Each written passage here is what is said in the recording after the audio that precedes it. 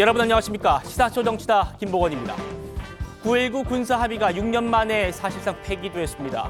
윤석열 대통령이 효력 정지안을 제거하면서요. 확성기 방송과 군사 분계선 훈련이 이제 가능해졌습니다. 9.19 합의의 효력 정지 파장 자세히 짚어드리겠습니다. 민주당이요. 대북 송금 검찰 조작 특검법을 발의하자 국민의힘에서는 김정숙 여사 특검법을 발의하면서 맞불을 놓고 있습니다. 여야의 특검법 공방 잠시 후에 바로 따져보겠습니다. 1분 뒤에 돌아옵니다.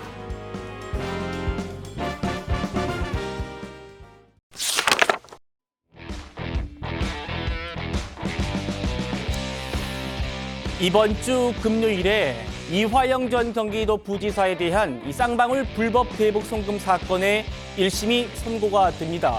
그런데요, 선고를 불과 나흘 앞두고 민주당이 검찰의 수사팀을 수사하는 그런 특검법을 발의하면서 논란이 커지고 있습니다.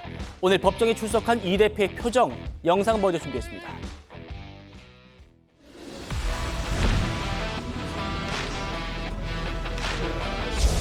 특검을 통해서 저희는 반드시 진실을 되찾겠습니다. 필요하다면 특검법을 몇 개라도 발의할 생각입니다.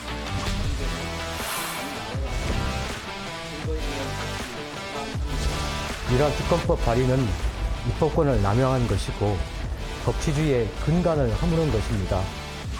대북 송금 특검법 관련해서 어제 검찰총장이 입법권 남용이라고 지적했는데 어떻게 생각하십니까? 이번 여사 소환할 수도 있다는 보도도 나오는데 특검법은 그대로 민주당이 특검을 남발한다는 지적도 있습니다.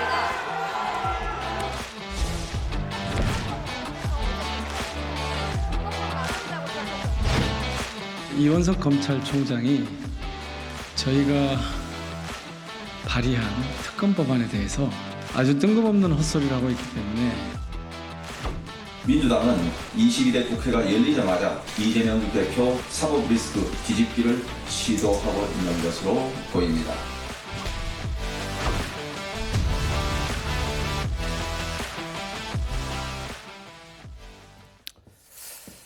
대북 송금 특검법 관련해서 검찰총장이 입법권 남용이라고 했는데 어떻게 생각하십니까? 라는 말에 이재명 대표 묵묵부답이었고요. 특검법 남발한다는 지적도 있습니다라는 질문에도 묵묵부답이었습니다. 이 전 부지사의 이 1심 선고는요. 이재명 대표의 향후 수사 그리고 기소에도 직결되는 아주 중요한 국면임은 분명합니다. 그래서 오늘 저희가 여야 두 분 의원님들 모셨는데 먼저 권영진 의원님. 네.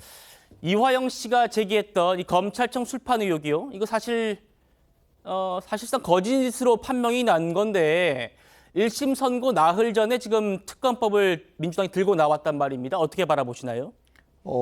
사실 제가 12년 만에 국회에 와보니까 국회가 완전히 변했어요. 살벌해요. 예. 또 하나는 국회가 입법부로서 해야 될 권한이 있고 또 우리 헌법이 상권 분립을 주장하고 있잖아요.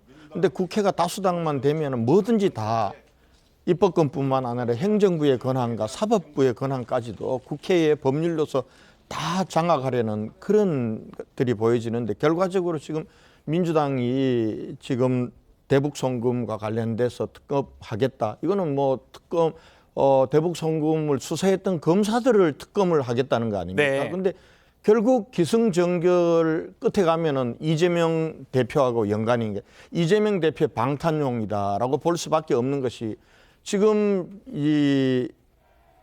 이화영 전 경기도 평화부지사가 받고 있는 혐의가 지금 대북 송금만이 아니에요. 네. 이 사람 같은 경우는 1억 5천만 원이 넘는 뇌물수수 혐의, 예. 3억 3천만 원이 넘는 정치자금 수수, 또 한편으로는 증거인멸 교사 혐의, 여기에 더해서 800만 달러 한 100억 대는 대북 송금을 했다는 건데요. 네. 지금 민주당이 추진하고 있는 이 특검은 보면은 앞에 있는 것 이 검찰 수사가 잘못됐다는 게 아니라 오직 이재명 대표하고 연관이 있는 대북 송금 부분과 관련해서 예. 세 가지만 특검법에 적시하고 있는 거예요.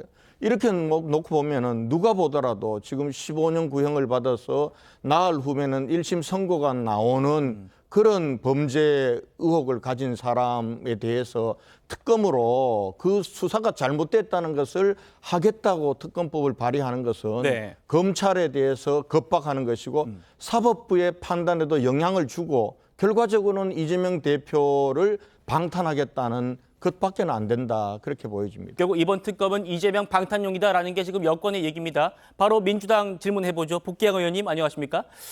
지금 권영진 의원님이 왜 삼권 분립 얘기를 했냐면 이 부분인 것 같아요. 이재명 대표의 사법 리스크를 그동안 변호해왔던 변호사 출신들 의원님들이 지금 대거 이번 국회에 들어왔지 않습니까? 이분들이 특검법 만드는 데 참여한 것도 논란이거든요. 어떻게 좀 바라보고 계시나요? 예, 우리가 삼권 분립을 지켜야 되는데 대통령 중심제 국가에서 행정부에 과도한 권한이 몰려 있습니다.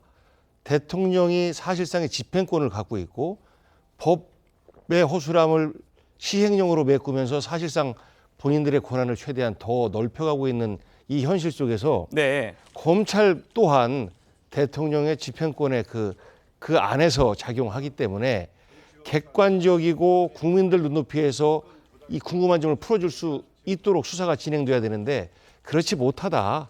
약자에게만 계속해서 가혹한 수사가 진행되고 반복되고 있다라는 국민들의 의혹이 있고 그것이 지난번 총선 때 민심으로 드러났다. 이렇게 저희들은 판단하고 있고요. 네. 고위 검찰 출신들의 민주당 이번에 22대 그 당선자 새로운 의원들이 검찰 이래서는 안 된다. 나의 친정이었지만 이번에 바꿔야 된다. 그래서 지금 현재 이재명 대표를 향하는 어떤 의혹이든 혹은 윤석열 대통령과 윤석열 대통령의 그 부인에 대한 의혹이든 이것을 현재 검찰에 대한 불신이 있는 이만큼 객관적으로 특검을 통해서 이런 수사들을 해야 되는 것 아니냐라는 주장인 겁니다. 예. 저는 이번 이화영 그 부지사와 관련해서도 여러 가지 의혹이 개인적인 의혹과 더불어서 그 대북 송금 의혹들이 있는데 이게 사실이냐 아니냐, 회유가 있었느냐 그렇지 않느냐 계속 논쟁이 되고 있지 않습니까? 그래서 이런 논쟁 논란을 저는 자초한 것 아닌가 검찰이. 그래서 국민들에게 정확하게 객관적인 결과를 밝히려면 특검밖에 없다라고 민주당에서는 판단한 것입니다. 알겠습니다. 저희가 오늘 여야의 점잖은 의원님들을 모셨는데도 이렇게 대립각이 잔뜩 서 있습니다. 오늘 이 얘기 집중적으로 살펴보죠. 정혁재 변호사님. 네네. 검찰 수사 자체를 수사하겠다는 특검 저는 좀 처음 본 것 같은데 법조계에서는 좀 어떻게 바라보고 계시나요? 뭐 이거는 심플한 거죠. 피의자가 국회의원이 됐어요. 국회의원이 되면 뭐가 있습니까? 권력이 있어요. 어떤 권력이 있습니까? 입법권이 있어요. 그 입법권을 행사해가지고 특검법이라고 하는 걸 만들므로 인해서 수사의 영향력, 다시 말해서 수사에 압박을 주겠다는 거, 이것보다 더 심플하게 정리할 수 있는 게 뭐가 있을까? 저는 그런 생각이 들고요. 예. 이런 거는 우리나라뿐만 아니라 전 세계에서도 유례를 찾아보기 어려울 것이다. 그런데 저는 굉장히 이상한 게 있어요. 뭐가 이상하냐면 민주당에서 검찰을 못 믿겠다. 그러니까 검찰을 못 믿겠고 조금 전에 다들 말씀하신 것처럼 네. 대통령 산하에 있는 대통령에 의해서 좌지우지되는 검찰을 못 믿겠다. 그래가지고 조국 등 뭐 그런 사람들이 만든 게 뭡니까? 계속 말씀드리지만 공수처잖아요. 네. 공수처는 법상 대통령의 업무 지시에 따르지 않도록 되어 있습니다. 그렇죠. 그렇기 때문에 이렇게 뭐 그 범법을 저지르거나 아니면 그 부당한 검찰 수사에 대해서 제재를 가기 위해서 그래서 만들어진 게 공수처인데 왜 그렇게 어렵게 만들어진 공수처는 하나도 써먹지 않고 네. 왜 또 특검법을 갖다가 하는지 저는 도대체 이해가 안 되고요. 그 특검법 하는 거 뭐 좋겠는데 그 전에 저는 공수처부터 빨리 없애라. 공수처에서 세금이 10원이라도 들어가는 게 저는 굉장히 아깝다는 생각이 듭니다. 그렇군요. 정 변호사님 말씀대로 민주당에서 주도해서 공수처를 만들었죠. 이 공수처가 뭐 하는 곳입니까? 검사를 비롯한 공무원들이, 고위 공무원들이 비위를 저지르면 그걸 수사하는 데입니다. 공수처를 거치지 않고 지금 특검을 하겠다고 하니까 이게 문제 아니냐는 게 정 변호사님 말씀이셨어요. 이원석 검찰총장도 어제 예정에 없던 퇴근길 기자회견을 자청하면서 반박을 했습니다. 들어보시죠. 검찰은 이러한 특검은 검찰에 대한 겁박이자 사법부에 대한 압력이라고, 그래서 이러한 특검은 사법방해 특검이라고 판단하고 있습니다. 수사 대상자가 검찰을 수사하는 이런 특검이 발의된 것에 대해서 대단히 유감스럽게 생각을 합니다. 이미 검찰에서 객관적인 자료를 통해서 그러한 술자리 회유가 없었다는 점을 명확히 밝혔고 민주당에서도 그 이후에 이에 대한 어떠한 반박도 제시하지 못하고 있는 상황입니다. 이화영 부지사는 국회의원을 지내고 부지사를 지내고 킨텍스 사장을 지낸 정치적으로 중량감 있는 중진입니다. 그런 분에 대해서 어느 검사가 회유를 할 수 있단 말입니까? 검사가 이화영 부지사에 대해서 자신의 인생을 걸 수가 있겠습니까? 김영주 의원님. 네. 이원석 검찰총장이 굉장히 이원석 총장의 화법으로는 굉장한 수위인 겁니다. 검찰에 대한 겁박 이렇게 얘기했고요. 사법부에 대한 압력이다. 사법방해 특검이다. 이렇게 얘기를 했는데 어떻게 들으셨습니까? 뭐 기본적으로 뭐냐면 특검을 할 수 있죠. 입법권을 가지고 있는 국회에서 특검을 할 수 있는데 문제는 그러니까 특검을 한 데까지 필요한 여러 가지 구체적인 정황 증거라든지 이런 부분에서 여전히 좀 미숙한 부분이 있습니다. 그동안에 뭐 연어 사건이라든지 술파티 의혹 사건에 있어서 이화영 그 부지사 측이 상당히 날짜도 특정하지 못하고 네. 실질적으로 그것이 뭐 왔다 갔다 해서 오히려 신뢰를 잃은 부분이 있습니다. 그런데 이번에 특검법의 구성 내용에 보면은 검찰 구형 거래 의혹이라든지 검찰청 술파티 의혹 같은 것들이 그대로 드러나 있거든요. 사실 그런 부분이 또 민영배 말에 이번에 어떤 단장 말대로 얼마든지 특검을 하겠다라고 네. 하는 것이 너무 특검 만능주의에 빠져 있는 거 아니냐. 방금 정혁진 변호사가 얘기한 것처럼 사실은 본인들이 만들어 놓은 공수처 무시 패싱하는 그런 부분들이 계속 일상화된다라고 하는 것은 비판의 대상이 될 수도 있는 것이죠. 네. 따라서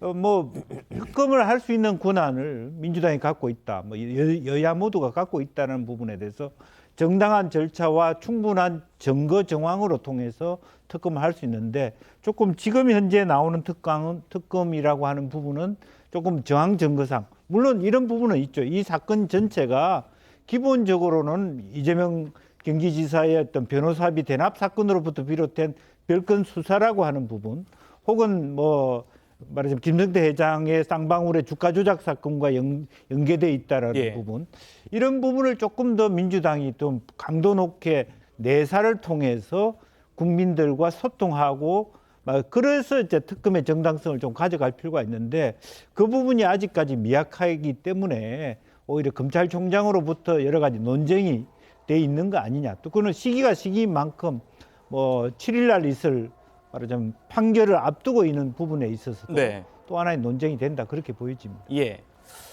특검법의 정당성 이 부분에 대해서 지금 뭐 논란이 많은데 왜 그러냐면 이 특검법에서 다루겠다고 한 부분이 검찰청 술판 논란이거든요. 이거 좀 사실상 거짓으로 결론났다는 게 중론입니다. 김영주 의원님 말씀 주셨습니다만 진술이 굉장히 많이 바뀌었어요. 이화영 씨 측이 검찰청에서 뭐 연어회랑 뭐 소주를 먹었다라고 하더니 그 뒤에 뭐 말이 바뀌면서 이제는 술이 중요한 게 아닙니다라고 하더니 이제는 그게 중요한 게 아니라 회유가 있었다. 여기 방점 찍고 특검으로 방향을 튼 겁니다. 이화영이 제기하고 이재명 대표가 판을 키운 그 검찰청 술판 의혹 다시 한번 저희가 준비해봤습니다. 당사자가 한 얘기인데 검찰은 사실이 아니라고 하지만 이화영 부지사의 진술은 100% 사실로 보입니다. 그날은 종이컵에 뭘 따라서 주길래 마시려고 봤더니 술 냄새가 나고 술 맛이었다라고 얘기하시는데 뭐 술을 마실 수가 없어요. 그건 상식적이지 않습니다. 직원 시켜서 연어를 사오라고 했다 이런 주장도. 그렇죠. 그건 상식적이지 않습니다. 김성태가 부지사님한테 너 이재명은 이미 끝났다. 충성 다해봤자 너만 죽는다. 이렇게 계속 어르고 달라고 한 거예요. 검찰 쪽에서 진술에 대한 어떤 회유 그런 걸 좀 보시거나 회유를 좀 당하신 적이 있으실까요? 전혀 뭐 그런 건 없고요. 검찰청사 안에서 예. 회장님이 검찰에 협조해라 아니, 회의를 했다고 하는데 그런 적은 없고요. 거꾸로 이화영이가 탁자치고 소리 지르고 그거 한두 번이 아니야. 복경 의원님, 선거 준비하시느라고 바쁘셨겠지만 이 이슈가 하도 논란이었기 때문에 잘 아실 거라고 생각합니다.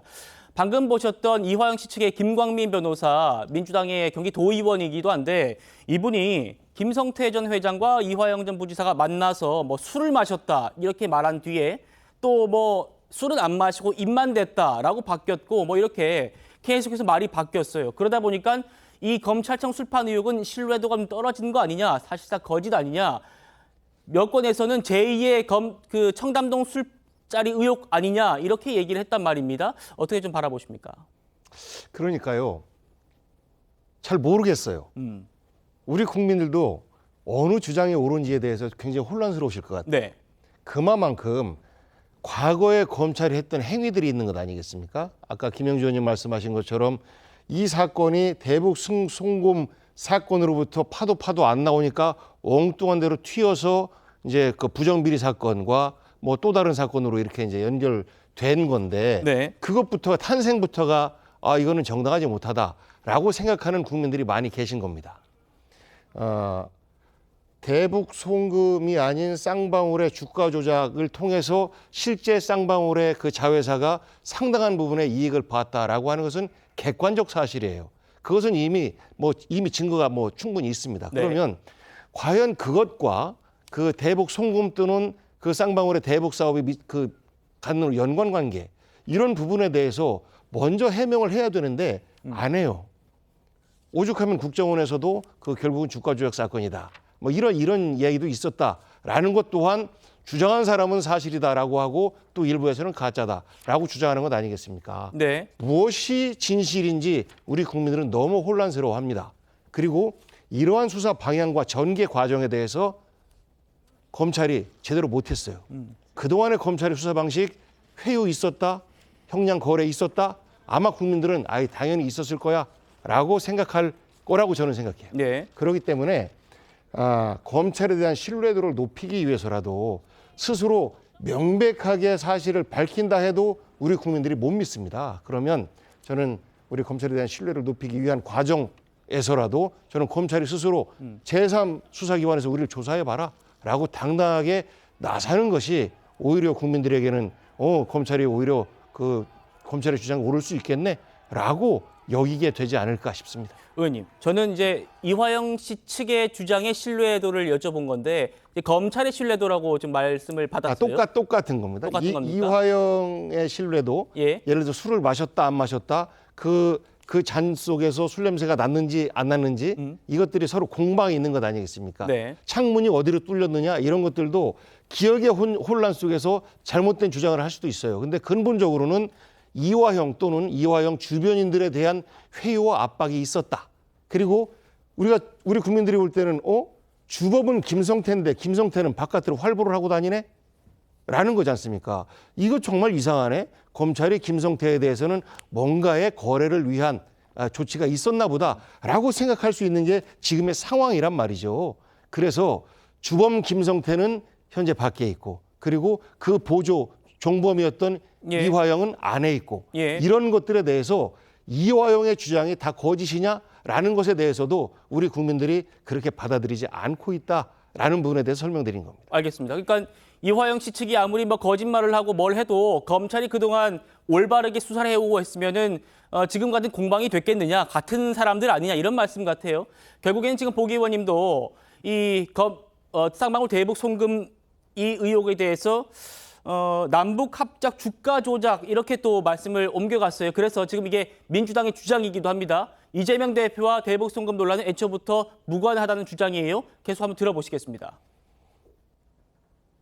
그동안 이 쌍방울 대북 송금 및 주가 조작 사건과 관련해서 국정원이 첩보 보고해온 내용 이걸 공개함으로써 이 사건이 역사상 유례가 없는 남북 합작 주가 조작 사건이었다. 이재명 당시 경기지사와는 전혀 무관한 사건이었다라고 하는 진실을 밝히고자 합니다. 이 문건에 의하면 이재명 지사는 적극적으로 방북을 시도한 자체도 나타나지 않습니다.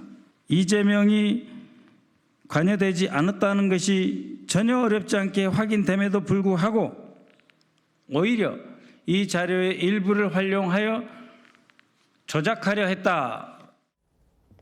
고영진 의원님, 사실 이 논란은 이화영 씨가 검찰에다가 내가 이재명 대표에게 대북 송금 관련한 내용을 보고했다라고 진술하면서 이재명 대표와 연결고리가 이어진 건데 민주당은 전혀 그거는 별개고 지금 쌍방울의 주가 조작이다라고 규정을 하는 것 같습니다. 어떻게 좀 말씀 주실까요?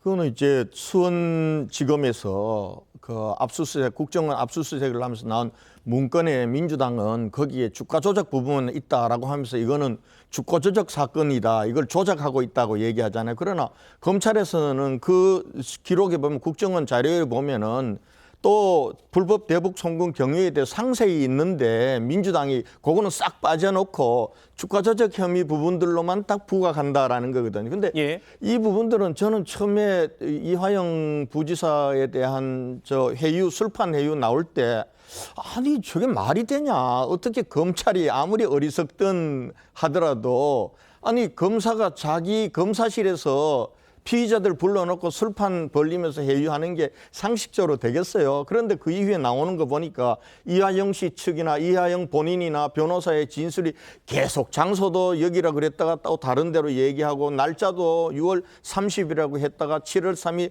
7월 5일 그러면서 보니까 저거는 말도 안 되는 거짓말을 하고 있구나. 네. 결과적으로는 본인이 내가 이재명 지사에게 보고했습니다라는 그 진술을 뒤엎으려고 하다 보니까 이렇게 나오는 건데 지금 와서 보면은 그것도 다 지금 특검으로 가기 위한 명분을 만드는 것 아니냐라는 거죠. 결과적으로는 그 엉터리 회유 사실, 거짓말을 가지고 그걸 근거로 해서 지금은 회유했다.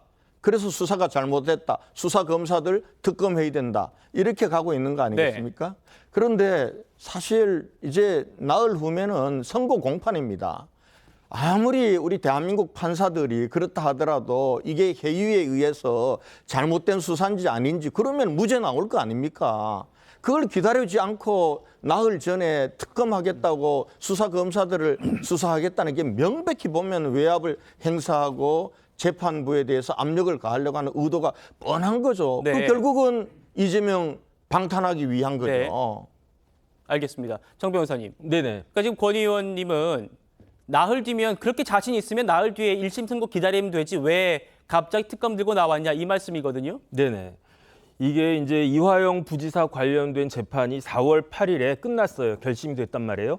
그 다음에 이제 6월 7일에 이번 주 금요일에 선고가 예정이 되어 있는데 그 사이에 사실은 중요한 이벤트가 있었어요. 네. 어떤 이벤트가 있었냐면은 5월 14일에 그 김성태 회장에 대한 결심 공판이 있었어요. 네. 그런데 그 결심 공판하면 그 피고인한테 최후 진술하라고 하거든요. 그렇죠. 판사가. 그때 김성태 회장이 뭐라고 이야기했느냐. 쌍방울 돈이 800만 불이 북한에 넘어갔는데 이렇게 돈이 넘어갔던 대북 사업의 주체는 누구냐. 쌍방울이 아니라고 그랬어요. 어디라고 했느냐. 경기도라고 그렇게 이야기했다. 경기도다. 그런데 이게 단순히 김성태 회장만의 말이 아닌 게 나중에 이화영 부지사가 부인을 하긴 했지만 이화영 부지사가 뭐라고 이야기했습니까? 검찰에서 조사받을 때 이화영 부지사가 쌍방울 김성태 회장한테 이 지사 방북을 추진해달라고 부탁한 게 바로 나 이화영이다. 네. 그다음에 내가 그냥 내 마음대로 한 게 아니고 누구의 요구가 있었다? 정진상의 요구가 있었다. 정진상 씨가 뭐라고 이야기했냐면요. 그때가 하노이 노딜이 있었던 때거든요. 그러니까 오히려 이럴 때 역발상해가지고 하노이 노딜이 있으니까 차라리 이 지사가 이럴 때 방북해가지고 성과를 내면 대통령 되겠다. 그러니까 정진상 실장이 이화영 부지사한테 요구했어요. 네. 이 지사의 방북을 추진하라고. 그러면서 이화영 부지사가 이 지사에게 그 대북 송금한 거, 뭐 김성태 회장의 역할한 거 다 보고했다는 거 아니겠습니까? 이런 것들이 명백한데 물론 말이 왔다 갔다 하지만 어떤 말을 믿을지는 판사의 재량에 달려 있는 거고요. 6월 7일에 어떤 결과가 나올지는 지켜보면 되는데 못하러 국회의원들이 나와가지고 뭐 판사 그 선고를 앞두고 이렇게 저렇게 그 상상력을 발휘하는지 이건 좀 납득이 되지가 않습니다. 네, 김영주 의원님. 네. 그러니까요. 지금 민주당에서는 이번 사건은 이재명 대표와는 무관한 사건이다. 대북 송금 사건은 그렇게 얘기를 합니다만 이화영 전 부지사 최후 변론 때 변호인이 뭐라고 했는지 아시죠? 이렇게 얘기했었어요. 이재명의 무죄를 주장한다. 이화영의 변호인이 법정에서 나는 이재명의 무죄를 주장한다. 왜냐하면 이재명의 무죄가 이화영의 무죄를 의미하기 때문이다. 이재명과는 무관한 사건인데 왜 이재명이 무죄다 이렇게 얘기했을까요? 그러니까 그런 얘기를 함으로 인해서 괜히 말하자면 실제로 이화영 그 부지사가 막다른 길에 접어서는데 이화영 부지사를 위해서 변호인이 얘기를 했는데 네. 상당히 저는 무리수를 뒀다고 봅니다. 그러니까 결과적으로 보면 정치적인 판단을 하라 이런 식으로 오해할 수 있는 주장을 한 거예요.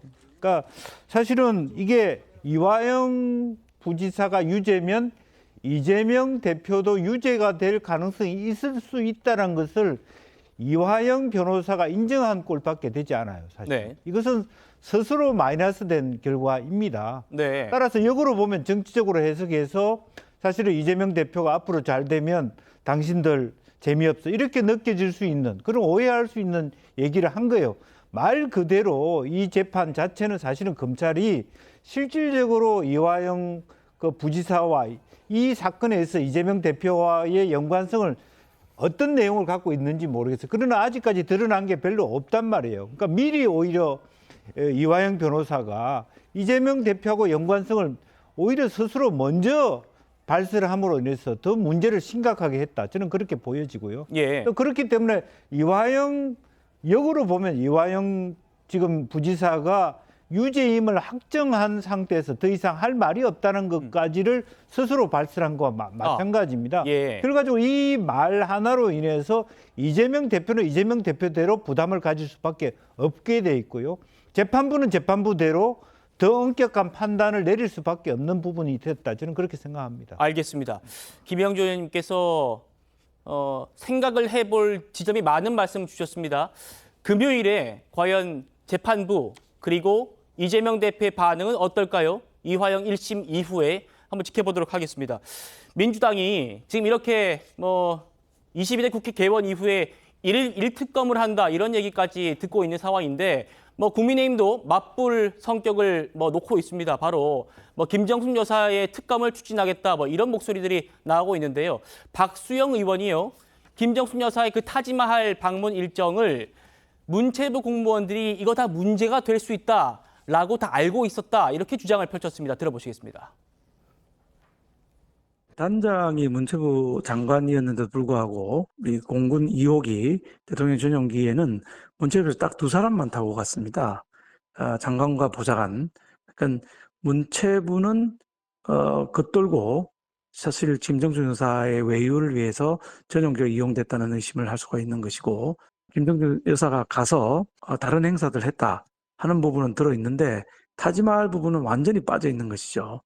그래서 이 타지마할 부분이 문제가 될 거라고 문체부 공무원도 미리 다 알고 있었다고 생각이 듭니다.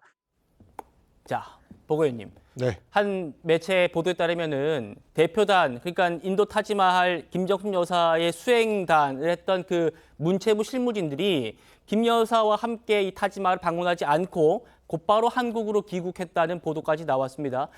심지어는 그 전용기에 청와대 출신들만 대거 타고 60% 넘는 분들 타고 문체부 직원들은 민항기를 타고 미리 갔다 이런 얘기들도 있고요. 그러니까 청와대의 그 김정숙 여사의 일정 활동과 문체부 직원들의 활동이 조금 분리되는 느낌도 있는데 어떻게 좀 바라보고 계십니까? 귀국이 아니고 인도에 출발하는 말씀을 하신 것 같은데 그 부분에 대해서는 우선 사전 답사팀이 갑니다. 여기에는 이제 공식 실무 부처가 문체부이기 때문에 문체부와 아마 청와대 그 의전팀 제2부속실 같이 해서 갔을 거예요. 그렇기 때문에 분리해서 민항기로 가고 전용기로 또 뒤따라가고 하는 것은 당연한 절차고요. 저 공군 2호기 그러니까 어마어마한 것 같은데 실제 그 외국을 다니는 전용 비행기가 아니고 국내용입니다. 국내용 비행기를 타고 갔기 때문에 중간에 이게 급유도 해야 되기 때문에 중간에 한번 내려서 급유도 하고 네. 그리고 실제 굉장히 불편한 비행기예요.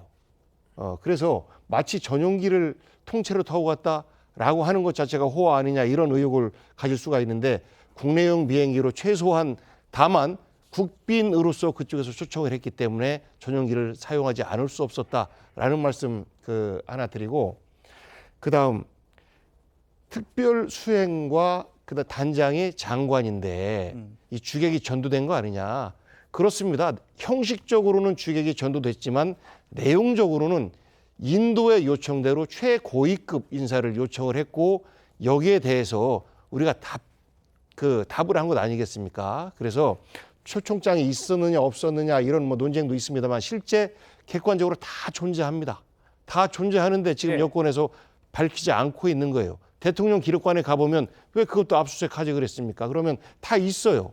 있는데도 불구하고 마치 여행하러 간 것 마냥 이렇게 계속해서 지금 거의 2년째 이 문제를 가지고 국민의힘이 주장을 하고 있는데 저는 좀 안타깝습니다. 필요하면 대통령을 대신해서 대통령 부인이 외교할 수 있다고 봐요. 그것이 우리 국익에 유리하다라고 하면. 그런데 문재인 대통령이 인도에 첫 번째 방문하고 또 두 번째 김정숙 여사가 감으로 인해서 인도에서 얻었던 여러 가지 우리의 어떤 외교적 이익에 대해서는 단 한마디도 하지 않고 호화, 개인의 어떤 외유처럼 이렇게 정치적 공격을 하는 것에 대해서 정말로 저는 안타깝고 한편으로 좀 우리 국민들이 한심하다라고 생각할 거라고 봐요. 알겠습니다. 복 의원님께서 방어 논리를 잘 만들어 오신 것 같아요. 근데 제 질문에 조금 구체적으로 좀 답변을 주시면 좋겠는 게 박수영 의원이 얘기하는 거는 이런 부분이었습니다. 문체부 공무원들의 움직임 얘기인데 문체부 공무원들이 그러니까 이 타지말 일정이 원래 공식 일정이 포함이 안 돼 있었는데 갑자기 넣다 보니까 이게 좀 나중에 문제가 될 수 있을 것 같아서 김정숙 여사를 수행하지 않고 곧바로 타지말을 가지 않고 한국으로 귀국했다라는 게 박수영 의원의 주장이거든요. 여기에 대해서는 어떻게 좀 바라보시나요? 그냥 박수영 의원의 주장이고요. 주장이다. 문체부의 실무 공무원들이 자기들 판단대로 우리는 이거 위험할 것 같으니까 안 해. 이렇게 할 수 있을까요? 대통령 부인을 함께 모시고 장관을 모시고 간 자리에서 나는 이거 싫어라고 마치 부당한 지시에 대해서 저항하는 공무원처럼 이렇게 표현했는데요. 아마 상식적으로 불가능한 상황에 대해서 박수영 의원께서 다소 좀 억지스러운 주장을 하고 있는 것으로 보입니다. 그렇군요. 우리 복 의원님께서는 청와대에서 오래 근무하셨기 때문에 이런 순방이라든지 이런 시스템에 대해서 잘 알고 계십니다. 그래서 저희가 오늘 모셨는데요. 일단 계속해서 좀 진행을 해보도록 하겠습니다. 인도 논란 계속 이어지고 있다 보니까 김 여사 측이 가만히 있지 않았습니다. 바로 대통령의 최측근이라고 꼽히는 윤건영 의원이 김정숙 여사를 대리해서 법적 조치를 들고 나왔습니다. 들어보시죠. 국민의힘의 명확한 근거도 없이 김정숙 여사가 마치 호화로운 식사라도 한 것처럼 냄새를 풍기며 극악스러운 마타도를 하고 있습니다. 명백한 명예훼손입니다. 이에 김정숙 여사는 관련된 사람들에 대한 법적 조치를 취하기로 했다는 것을 밝힙니다. 구체적으로 누가 될지는 법적 검토를 한 다음에 구체적인 대상을 정할 겁니다. 당과도 상의가 되신 거군요. 아닙니다. 구체적으로 상의한 바는 없습니다. 권 의원님, 그러니까 윤건영 의원은 지금 당과는 상의한 게 아니고 김정숙 여사원은 가깝게 있었고 청와대에서 직접 모셨기 때문에 이렇게 다이렉트 얘기해서 지금 받아온 것 같아요. 국민의힘 의원들을 직접 고소할 거다라는 얘기입니다. 어떻게 좀 들리십니까? 아니 이제 법으로 스스로 가겠다는 거 아닙니까, 그죠? 모든 걸 이제 법으로 가는 거에 참 너무 좋아하는 것 같아요. 좋아하는 것 같은데 법으로 가면은 법에서 또 수사를 해서 밝혀지겠죠. 밝혀지겠는데 사실 이거는 저는 대통령 부인들 영부인 문제를 가지고 전국에 어려붙고 또 특검으로 가고 이게 쟁점이 되는 그런 쪼잘한 정치 이제 그만해야 됐으면 좋겠다라고 생각하는 거예요. 그런데 조금 전에 복 의원님께서 2년 동안 이제 국민의힘이 이걸 우려먹고 있다 그랬는데 국민의힘은 이거 덮어놓고 아무 얘기 안 했어요. 문제는 문재인 대통령 스스로 지금 해고록 내시면서 여기에서 첫 영부인 단독 무슨 외교였다라고 자랑을 하셔버리고 그러니까 그럼 이게 진짜 첫 영부인의 첫 단독 외교인지 한번 보자 이렇게 보니까 대통령을 초청했는데 대통령이 못 가니까 외교부 장관을 초청하고 거기도 못 간다 하니까 문체부 장관을 초청했는데 거기에 어떤 특별 수행단으로 김정숙 여사께서 가셨다는 거 아닙니까? 그런데 보니까 이게 터무니없이 밥값이 늘어난 거예요. 이게 6,292만 원을 36명이 4끼를 가지고 먹었다. 이렇게 계산해 보니까 1인당 한 끼에 43만 7천 원이니까 야, 이게 도대체 이런 식사 기내식이 어디 있냐? 도대체 뭘 먹었기 때문에 그러냐? 네. 이렇게 의혹들이 제기되는 거고 이게 이제 법적으로 공방으로 가자라고 하니까 그러면 국민의힘에서도 당신들이 좋아하는 특검으로 우리도 가보자. 이렇게 하는 거 아니겠어요? 그런 면에서 저는 이 부분과 관련해서도 이걸 긁어부스럼을 만든 사람은 문재인 대통령, 전 대통령 스스로가 긁어부스럼을 만들었다. 저는 예. 그렇게 생각해요. 알겠습니다. 지금 뭐 대북 송금 특검에 이어서 뭐 국민의힘에서도 이렇게 김정숙 여사 특검으로 맞불을 놓는 성격이다 보니까 이렇게 22대 국회가 뭐 1일 1특검 하는 거냐라는 말이 벌써 나오고 있습니다. 김영주 의원님 어떻게 네. 좀 보고 계십니까? 그렇습니다. 이제 특검 만능주의가 되면 사실은 그 사법부라든지 또 특검은 굉장히 많이 돈이 듭니다. 그냥 하는 게 아니고 시간도 많이 끌게 되고요. 사실은 오히려 최상병 특검 같은 경우는 뭐 결과적으로 국민 관심도 많고 지원도 많고 좀 집중했으면 좋은데 특검 대 특검 서로 방어를 하기 위한 특검 쇼, 노쇼 이런 것들이 지속되면 정치적 해이주의가 많아지게 되고 네. 그런 부분이 있고요. 또 김정준 여사의 부분은 뭐 실제로 좀 성일종 의원조차도 이것은 뭐 당론이 아니다. 말하자면 윤상현 의원에 대한 부분에 얘기를 있었습니다만은 그렇게 되는 것 자체가 입법부의 권한을 지나치게 희화하는 부분이 있다고 생각하고 또 이 인도 타지말 부분은 최소한 특검 이전에 그 많은 식사비가 어떻게 나왔는지에 대한 우선은 김정준 여사 측에서의 규명부터 있어야 됩니다. 예. 그리고 난 다음에 뭐 특검 논의에 대한 공격을 해야지 그런 논의에 국민 눈높이에 맞는 상식에 벗어난 수많은 밥값을 쓰고 난 다음에 명예훼손이다. 근거 없다. 이렇게 얘기하는 것도 저는 무리다고 생각하거든요. 네. 그래서 조금 더 현실적인 예를 들면 특검 발의 이전 단계에서의 논의가 필요한 것 같다는 생각이 듭니다. 알겠습니다. 각종 민생 법안들이 21대 국회에서 처리되지 못한 법안들이 산적한데 이렇게 지금 특검 논쟁으로 22대 국회 초반을 흘려보내는 것 국민들이 어떻게 바라볼까요? 여기까지 하고 저희는 다음 주제로 넘어갑니다.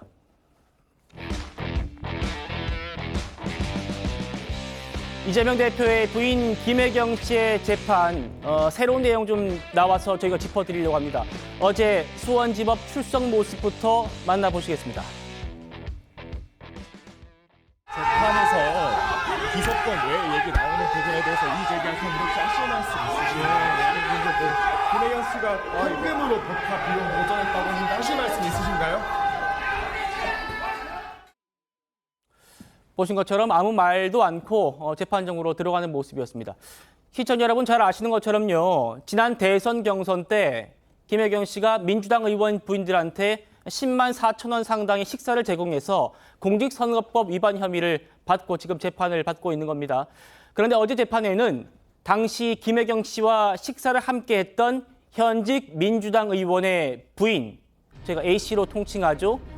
당시 김혜경 씨와 밥을 같이 먹었던 민주당 의원의 부인이 증인으로 나왔는데요. 이렇게 얘기를 했습니다. 그 당시 자리의 성격에 대해서 김혜경 씨가 대선 때 민주당 의원들을 잘 몰라가지고 내가 평소에 좀 잘 알고 있기 때문에 그런 분들을 소개시켜주는 자리였다. 라면서 본인과 또 민주당 전 원로 의원들의 배우자 2명과 함께 이렇게 식사를 했다라고 했습니다. 그러니까 김혜경 씨를 포함해서 민주당 의원 부인들 총 4명이 밥을 먹었다는 거죠. 정혁진 변호사님. 네네. 그런 자리였기 때문에 검찰이 이렇게 얘기를 했습니다. 그러니까 김혜경 씨가 도움을 받는 자리이기 때문에 김혜경 씨가 내겠다, 부담하겠다고 나갔지 않겠느냐. 이렇게 질문을 했단 말입니다. 아니 객관적으로 보면요. 누구랑 같이 밥을 먹었습니까? 민주당 국회의원 배우자들, 사모님들이랑 먹었는데 그게 무슨 초선 의원들 뭐 그런 사람들이랑 먹었습니까? 아니잖아요. 민주당의 원로 의원들의 사모님들하고 밥을 먹지 않았습니까? 왜 만났습니까? 왜 갑자기 밥을 먹었습니까? 뭐 옛날부터 친했기 때문에 먹었습니까? 그게 아니잖아요. 네. 김혜경 씨가 그러한 사모님들을 만난 이유가 있지 않았습니까? 네. 그건 뭐냐면은 그게 대선 직전 전해 8월 달이니까 이재명 후보, 우리 이재명 지사 대선에 나가는데 잘 지지해 주십시오. 이렇게 부탁하기 위해서 나간 거잖아요. 이런 모든 상황들을 종합해서 봤을 때 김혜경 씨가 처음부터 밥값을 낼 생각 없이 이러한 민주당 원로들의 사모님들과 만났을 것이다라고 생각하는 것은 참 그 이해하기 어려운 것이 아닌가. 그러니까 당연히 밥값을 낸 것이 아닌가. 이렇게 검찰이 질문한 거고요. 제가 봤을 때 이것이 상식적인 의문 아닌가 하는 생각이 듭니다. 그렇군요. 어제 법정에서 있었던 일을 저희가 그래픽으로 많이 준비해봤습니다. 바로 보시죠. 권영진 의원님, 이렇게 얘기를 했습니다. 검찰이 누가 결제를 했다면 바로 잡아야 할 거다. 이 얘기가 왜 나냐면 A씨가 그러니까 다선 국회의원의 배우자이기 때문에 현금으로 내가 먹은 밥값은 내가 계산하는 게 일반적인데 근데 그때는 왜 결제하지 않았습니까? 라고 하니까 미처 생각하지 못했다라고 했단 말입니다. 대구시장도 하시고 또 국회의원도 하시고 이렇게 정치 생활 오래 하시다 보면 이제 사모님도 좀 이런 자리가 많으실 텐데 당연히 공직자 아내들은 밥값 계산 이런 부분을 굉장히 좀 철두철미하게 하지 않을까요? 그런데 그날만은 미처 생각을 못했다라는 건 어떻게 좀 들리시나요? 상식적으로는 안 맞죠. 상식적으로는 안 맞는데 저렇게 자꾸 말씀을 하시니까 저는 대통령 후보로 나간 적도 없고 또 당대표도 나가지 않았기 때문에 또 우리 아내는 정치적으로 활동 잘 안 하세요. 그래서 아내가 이런 일은 없었지만은 실제로 정치하는 사람들 이 부분들은 굉장히 엄격하거든요. 선거법이. 저 같은 경우는 선거운동 기간 동안도 같이 모이면 전부 다 더치페이로 돈 걷어서 먹고 또 선거가 끝났잖아요. 끝나고 난 이후에도 적어도 한 6개월간은 또 기부행위 제한에 걸리기 때문에 지금도 같이 가능하면 먹질 않아요. 같이 어울려서 먹질 않고 먹을 경우에는 같이 각자 것을 미안하지만은 계산하자 이렇게 하는 게 사실은 요즘 선거 나가는 사람들의 관례인데 조금은 독특해요. 저 이재명 대표의 법카를 쓴다는 것도 사실 상상할 수 없는 것이거든요. 법카 요즘 웬만한 공직자들은 주말에도 차량 이용할 때 자기 공무가 아닌 경우에는 자기가 운전합니다. 저는 다 제가 운전해서 다니고 그리고 아내의 수행 비서가 있었다는 것도 놀라운 일이에요. 요즘 아내의 수행 비서를 두는 그런 선출직 공직자들 없을 겁니다 아마. 그런데 저렇게 하고 법인카드를 너무 쉽게 쓰고 또 같이 밥을 먹었는데 누가 계산했는지를 전부 모른다고 하니 그러면은 하늘에서 대신해 줬는지 도저히 상식적으로는 납득이 안 가는 거예요. 네. 그러니까요. 검찰은 그 김혜경 씨가 본인의 수행비서 출신인 이 배모 씨한테 지시를 해가지고 배모 씨가 경기도 법인카드로 그때 식사비를 결제하도록 했다. 이렇게 보고 지금 기소한 상황인데요. 공익제보자인 조명현 씨 역시 식사비 처리를 어떻게 했는지는 김혜경 씨도 충분히 알고 있었을 거다라고 주장을 하고 있습니다. 들어보시죠. 수행하는 미만으로 회사가 카드 갖고 있어, 법카. 용약권. 그걸로 너 긁어서 금액만 나오면서 내가 갖고 있는 카드를 한 명만 할 거야. 사람일 거. 그러니까 나머지는 네가 정리해. 밥을 먹고 나서 값을 치르지 않았는데 알아서 했다는 말은 상식적으로 납득도 가지 않은 얘기고요. 식사를 하고 나서 본인이 만약에 몰랐다고 하면 당연히 값을 치러야 되는데 그거에 관해서 그 확인이나 아니면 그 행동도 취하지 않은 걸로 저는 보이고 정확하게 배모 씨랑 같이 공모해서 했다고 저는 생각을 하고 있습니다. 그렇지만 남편인 이재명 대표는요. 아내는 자기 밥값을 냈을 뿐이고 제3자들이 냈는지 안 냈는지는 모른다라고 했었습니다. 그 목소리도 이어서 들어보시겠습니다. 자기 밥값 자기가 냈는데 제3자들이 제3자의 밥값을 냈는지 알지도 못하는 제 아내는 7만 몇천 원 밥값 대신 냈다는 이상한 혐의로 재판에 끌려다니고 저 역시 이렇게 아무런 증거 없이 무작위 기소 때문에 재판받고 있습니다. 하지만 어제 재판에서는 제3자들 그러니까 김혜경 씨와 밥을 같이 먹었던 그 국회의원 부인들이 자기 밥값을 내지 않은 건 확인이 된 겁니다. 그리고 판사가 직접 질문을 한 대목도 있는데요. 이겁니다. A씨, 그러니까 같이 먹었던 그 민주당 의원 배우자가 사건이 발생하기 전 10일 전에 모임도 있었는데 그날 밥값은 각자 냈다라고 얘기를 하니까요. 판사가 이렇게 말했습니다. 아니, 사건 그날 전에는 알고 있었고 사건 당일에는 인식을 못했다는 건가요? 그러니까 밥값을 각자 계산해야 된다는 그 당연한 인식을 왜 그때만 인식을 못했다는 거냐라고 얘기를 하니까 이분이 생각을 못했다라고 했답니다. 복귀한 의원님 어떻게 들으십니까? 글쎄, 저 말씀에 이제 앞뒤 맥락이 이어져 있으면 좀 더 해석이 가능할 텐데 아까 권 의원님 말씀하신 것처럼 굉장히 예민한 문제입니다.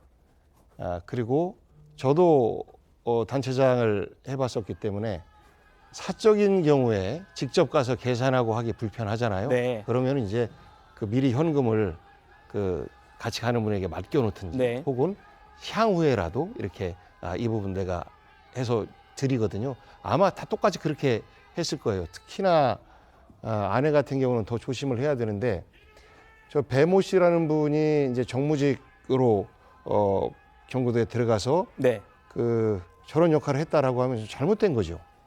그 법인 카드를 쓴 것 자체가 잘못된 것이고 네. 여기에 대해서 그 배모 씨의 증언으로는 나중에 현금으로 받았다라고도 했지 않습니까?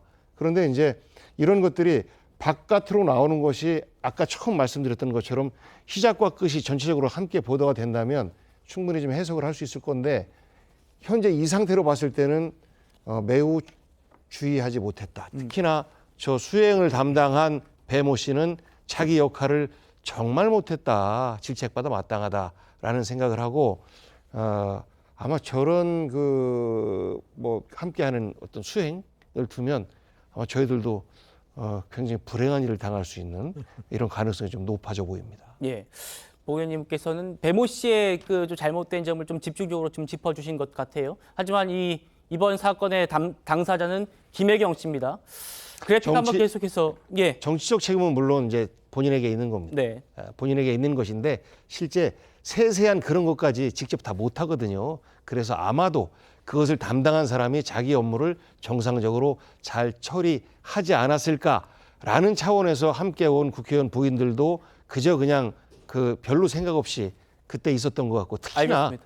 액수가 또 너무 미미한 거 가지고 이렇게 정치적 파장이 크니까 예. 더 좀 당황스럽지 않나 싶습니다. 알겠습니다. 혹시나 책임을 아랫사람에게 좀 넘기는 것 아닌가라는 비판을 받을 수 있어서 제가 한 번 더 여쭤봤는데요. 말씀 주신 것 같습니다. 그래픽 계속 보고 얘기 나눠보도록 하죠. 어제 그 재판부는 이렇게도 얘기를 했습니다. 사건 전 모임에서 증인만 현금으로 계산하고 나와서 헤어졌다고 하는데 맞느냐라고 하니까 김혜경 씨가 룸에서 만난 것만 기억한다. 그리고 판사가 직접 결제했느냐 하니까 김혜경 씨가 기억이 안 난다라고 얘기를 했습니다. 김영주 의원님. 네. 그러니까 뭐 아까 보셨던 민주당 의원 배우자 분이라든지 김혜경 씨라든지 지금 구체적인 당시 상황에 대해서는 기억이 안 난다라고 일관된 답을 하고 있는 것 같습니다. 네. 사실 그래서 문제예요. 그러니까 실제적으로 보면 우리 권 의원님이나 저나 서울시에서 부시장을 같이 했던 기억도 있고 네. 또 복 의원님도 시장님을 했던 그런 부분이 있습니다만 사실은 있을 수 없는 특별한 경우가 경기도에 있었거든요. 그러니까 말 그대로 보면 배 씨라든지 조명은 씨라는 분이 알아서 다 했기 때문에 사실 기억이 안 날 수 있어요. 근데 그래서 문제가 되는 거예요. 보통 우리가 일반적으로 보면 사실 이런 모임이 있었을 때는 미리 그러면 물어보잖아요. 그분들하고 사전에 뭐 법적으로는 돈을 낼 수 없다고 각자 내자고 사전에 양해가 됐느냐. 최소한 그 정도는 체크하고 나가야 되는 거 아닙니까? 그런데 그 전에 본 분들은 거의 어찌 보면 같이 뜻을 같이 하는 의원들의 모임일 수 있어요. 그거는 문화적으로 같이 뭐 다 각자 내는 것이 질서화되어 있는데 실제로 그 일이 있었던 날은 원로의 부인을 모셨기 때문에 네. 소개시켜준 분을 제외하고는 어떻게 했는지를 잘 모를 수 있죠. 근데 배모 씨나 조명은 씨가 있었기 때문에 사실은 김혜경 여사가 그냥 그것을 간과하고 나와버렸을 수도 있는 부분이고 그러다 보니까 사건이 터질 수도 있는 거예요. 그러니까 실제로 이 말이 다 거짓이라고 말하기는 어려워요. 근데 거짓이 아니어도 문제가 되는 겁니다. 너무 밑에서 다 알아서 해주니까 알아서 다 양해를 구했겠지, 알아서 다 처리했겠지. 이게 지금 문제가 될 수 있는 거고요. 예. 또 그렇다 하더라도 최소한 이재명 대표가 얘기한 부분하고는 다르잖아요. 자기 혼자 것만 했다라고 하는 부분도 그렇죠. 네. 과연 자기 혼자 거를 했지만 자기가 직접 냈는지 배모 씨가 냈는지 그것도 잘 구분이 안 될 정도로 다 해주는 그런 조건 자체가 사실 일반적인 자치단체에서 있을 수 없는 일을 했다는 것에 사회규범상, 통념상 사실은 청렴한 단체장들이 보기에는 못마땅한 부분이 있다. 그렇게 얘기하고 싶은 거죠. 알겠습니다. 복 의원님이 말씀 주셨습니다마는 김혜경 씨의 수행비서 출신인 이 5급 공무원 배모 씨 지난달 재판에서는 이렇게 얘기를 했었습니다. 누구의 지시도 받지 않고 참석자들 몰래 내가 판단해서 계산을 한 것이고 누구도 나한테 뭐라고 하지 않았는데 스스로 판단했을 뿐이다 라고 지금 모든 거를 다 뒤집어 쓰는 그런 진술을 했는데요. 정혁재 변호사님. 네네. 배 씨의 진술이 바뀌었습니다. 이런 부분은 어떻게 좀 변수로 작용할 수 있을까요? 글쎄요, 저 진술이 이전에 검찰 조사 받을 때나 본인 재판할 때 진술과는 180도 달라진 건데 어떤 진술이 더 맞는 것인지는 재판부에서 알아서 잘 판단하실 거라고 생각을 하고요. 한마디만 더 첨언을 하면 백보양보해가지고 배모 씨가 네. 그 자기가 알아서 판단해서 결제했다. 그러면 카드를 자기 카드를 써야지 왜 경기도 법인 카드를 씁니까? 예컨대 백보양보해가지고 내가 사모님을 존경하고 사모님 식사하는데 보니까 10만 원밖에 안 나왔어. 그러니까 내가 10만 원 정도 내가 쓸 수 있어. 그런 마음을 가지고 좋은 마음 가지고 내가 이 부분은 대접해드리는 마음으로 내가 결제해야지. 그런 생각을 했다라고 하면 저 같으면 제 카드 쓰지 법인 카드 안 쓸 것 같거든요. 그럼에도 불구하고 왜 법인 카드를 갖다 썼는가? 법인 카드를 썼다라고 한 사실 자체가 배모 씨의 이야기가 사실이 아닐 것이다라고 하는 추정을 굉장히 강하게 만드는 것이 아닌가 저는 그렇게 생각이 됩니다. 알겠습니다. 지금까지 좀 너무 무거운 얘기를 다뤄봤습니다. 다음은 국민의힘에서 오늘 좀 재밌는 일이 있었습니다. 그 얘기 다뤄보죠.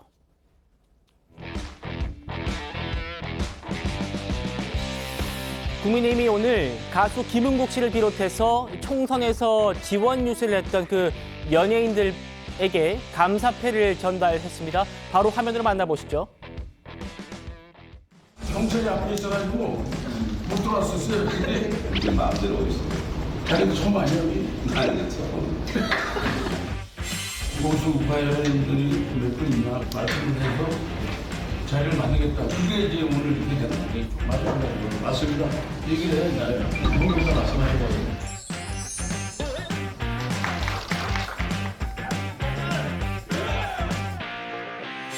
진지하게 모시고 고마운 마음을 전했어야 하는데 당의 여러 가지 형편상 오늘에서야 자리가 마련된 것을 송구스럽게 생각합니다. 저희가 더 잘하겠습니다. 오늘부로 섭섭한 마음을 다 풀도록 하겠습니다. 전국에 많은 보수 우파 연예인들이 숨어 있습니다.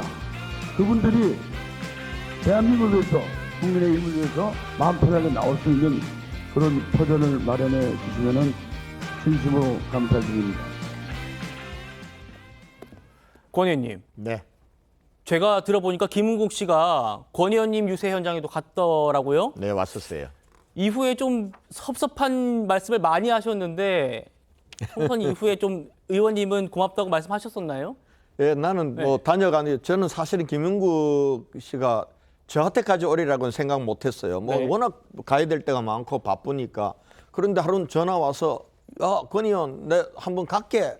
그러면서 동대구역에 몇 시에 온다고. 그래서 어디서 만나자 이렇게 해서 저랑 같이 유세차 타고 한 30-40분 같이 돌아줬죠. 네. 참 고맙죠. 그게 이 선거 득표에 얼마나 도움이 됐느냐를 떠나서 전에 오랜 인연이 있거든요. 저는 그 인연을 찾아서 잊지 않고 와서 조금이라도 힘을 보태겠다 하는 게 너무 고맙고 올라간 이후에 바로 선거운동 과정이었지만 또 전화해서 형 내가 고맙다고 정말 끝나고 나서 같이 한번 보자고 이렇게 얘기하다가 저도 사실은 깜빡 놓쳤어요. 예. 놓치고 내가 한번 전화를 했더니 야 말이야 너도 이제 전화하냐 좀 섭섭해 하시더라고요. 예. 그래서 내가 이거 형 내가 이 선거운동 당선 인사하다 보니까 조금 늦었다고. 그래서 아마 저는 뭐 김은국 씨의 그 항변은 정당하다고 생각해요. 솔직히 말씀드리면 그동안 우리 당이 우리를 도와줬던 분들, 네. 고마운 분들을 귀하게 생각하지 않았어요. 아마 제가 보건대는 우리 당이 선거에 어려움을 겪는다면은 사람 귀한지를 몰라서 그럴 거예요. 저는 뭐 김은국 씨가 저렇게 얘기한 거는 당연하다고 보고요. 그런데 그 이후에요. 엄청 바빠진 것 같아요. 내가 밥 한번 먹자고 전화하면서 날짜를 3개를 줬는데 나중에 전화가 야, 다 안 되겠어. 다음에 잡아야 되겠어. 이러더라고. 그래서 뭐 우리 당이 지금이라도 와서 감사패 주고 한 거는 저는 잘한 일이다 생각해요. 예. 여야를 막론하고 뭐 대중에게 워낙 인지도가 높은 연예인들이 유세 현장에서 아주 감초 역할을 톡톡히 하죠. 그 모습 저희가 준비해봤습니다.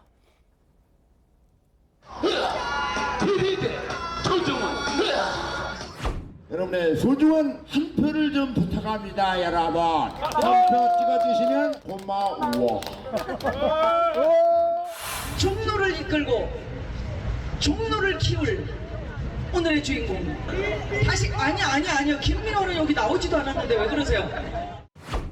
제가 7번의 왕을 했을 때는 잘하고 있기 때문에 7번까지 갔습니다. 이제 2번 왔습니다. 한 번만 더 밀어주시면. 노 의원님. 네. 보통 연예인들은 자신의 그 정치적 소신을 밝히는 순간 밥줄 끊긴다 이런 얘기 많이 하잖아요. 그런데도 지원 유세에 오시는 분들은 좀 고맙게 느껴질 것 같은데요. 굉장히 고맙지요. 뭐 저한테는 안 오셔가지고. 그랬나요? 근데 실제 유명한 정치인 오시는 것보다는 저 연예인들이 오시는 게 대중의 관심을 더 많이 받기 때문에 저런 분들이 도와주는 거 되게 좋은데 저는 국민의힘에서 이번에 감사패 김국 씨한테 주신 거 잘했다고 봐요. 아직 민주당에서는 감사패를 그 연예인들에게 드렸다라는 이야기를 못 들어봤는데 저는 우리 정치가 문화계의 일종의 블랙리스트처럼 누가 집권하느냐에 따라서 반대쪽을 지지한 사람들은 여러 가지 활동에 제약과 불편함이 생기고 이런 후진적인 행태에서는 좀 벗어났으면 그러니까요. 하는 그런 바람을 가져보면서 바라봤습니다. 알겠습니다. 같은 마음입니다. 김국 씨는 오늘 그 행사를 마친 뒤에요. 지난주 목요일이었죠. 함께 밥을 먹었던 한동훈 전 위원장이 전당대회에 들이대야 한다 이렇게 농담을 던지기도 했습니다. 저희가 직접 목소리 들어봤습니다. 2시간 이상 나랑 이제 이게 대화를 했잖아요. 근데 나는 그렇게 길게 있을 줄 모르고 옛날 생각을 해서 바쁠 텐데 그만 가자 그랬다니까. 근데 그 사람 보니까 진짜 외로워 보이고 진짜 요새 일이 없구나, 백수구나. 그래서 내가 그러면 어디 이 차례도 더 조용하고 좋은데 더 가서 말을 들어주고 더 시간을 가졌어야 되는데 하는 그런 미안한 감이 들 정도로 헤어졌어요. 아쉽게. 뭔가 옛날 우리가 살아온 얘기도 했지만은 뭔가 자꾸 나한테 하고 싶은 얘기가 많았는데 그 사람 마음이지만 내 입장에서는 지금 이렇게 당대표 나온다는 사람 많잖아요. 근데 그 지지율 보면은 압도적이잖아요. 그러면 나와야지, 들이대야지. 들이대야지 이렇게 그래픽 바로 보시죠. 한동훈은 착하고 약속을 잘 지키는데 내 느낌에는 좀 외로워 보였고 답답하니까 도서관도 미술관도 가는 모양이다. 만나보니까 형제가 된 느낌이다. 이렇게 얘기를 했습니다. 또 전당대회 출마설 질문에 들으신 것처럼 들이대야지 라고 얘기하면서 그렇게 인기가 많고 국민들이 다 나와달라고 하는데 나와야 하지 않겠느냐. 들이대야 하지 않겠느냐. 이렇게 얘기했습니다. 김영주 의원님. 네. 지난번 저희 방송 나오셔가지고 한동훈 전 위원장에 대해서 평가하신 게 한동훈 전 위원장 팬들이 사이에서 굉장히 화제가 된 모양이더라고요. 네. 굉장히 좋게 평가하신 말씀에 감사하다는 얘기들이 막 돌았었어요. 제가 봤는데. 어떻게 좀 들리십니까? 이 전당대회에 출마해야 된다. 글쎄요. 본인의 선택이 이제 곧 나올 것 같습니다. 예, 이제 날짜도 8일보다는 7일이 될 가능성이 많기 때문에 이제는 계속 저렇게 본인이 나타나지 않고 이렇게 우회적으로 얘기하는 것도 지금 한계에 도달했다 그렇게 보여집니다. 그러니까 이제는 본인이 나오든 안 오든 왜 나오는지 혹은 왜 안 나오는지에 대한 명확한 발언을 통해서 향후 제가 봤을 때 어쨌든 나오든 안 나오든 정치 행위를 시작한다면 어떤 방식으로 할 것인지 본인이 이제는 선언할 때가 됐다. 그렇게 생각이 들고요. 최근에 들어서 어쨌든 지구당 발언과 관련해서는 그것이 제가 보기에는 국민의힘을 되살리는 자기 나름대로의 비전이라고 생각하거든요. 네. 그게 나오든 안 나오든 그걸 중심으로 해서 재건 프로젝트를 한다라고 생각하고 오히려 그것 때문에 오히려 한동훈 비대위원장은 마음이 들떠 있다. 이건 당대표 나와서 떨어지고 안 떨어지고를 생각하지는 않을 것 같다는 생각이 들고요. 조금 큰 틀에서 아직도 여전히 아끼는 사람들이 나오지 말라고 하는 목소리도 있기 때문에 그것까지 포함해서 경청해도 늦지 않을 것 같습니다. 그렇군요. 권 의원님. 한동훈 전 위원장이 수도권 강조하면서 영남권 중진분들과 좀 각을 세우는 모습도 느껴졌습니다. 어떻게 바라보십니까? 한동훈 전 위원장의 이 출마 가능성에 대해서요? 우선 그 전에요. 사실은 김윤국 씨만 온 게 아니라 권인하 씨도 왔거든, 가수. 네. 그분에게 고마움을 안 전해서 나중에 또 섭섭하실까 정말 고맙다는 말씀을 알겠습니다. 제가 꼭 전하셔야죠. 감사는요. 드리고요. 예. 저는 김은국 씨가 이 한동훈 전 비대위원장 들이대라는 거는 조금은 나간 거라고 생각해요. 본인이 또 얼마나 고마웠겠어요. 그냥 아무도 안 알아줄 때 밥 같이 먹자 그러고 그렇게 하니까 그리고 또 사람 좋아 보이니까. 그런데 그까지 한동훈 비대위원장의 정치, 한동훈 비대위원장의 정치란 게 한동훈 개인의 게 아니잖아요. 우리 국민의힘 그리고 넓게 보면은 여권 전체와 나라의 미래와 관련된 문제인데 그 부분까지 들이대 이렇게까지 간 건 조금 너무 나갔다 이렇게 생각이 들고요. 네. 저는 개인적으로는 제가 어찌 보면 한동훈 전 비대위원장 보다 훨씬 더 인품도 좋으시고 또 지난 선거 때 정말 수고하셨고 그렇지만 내가 그래도 정치는 조금 선배니까 저한테 묻는다면 저는 이번엔 한 템포 쉬어야 된다. 쉬어야 된다.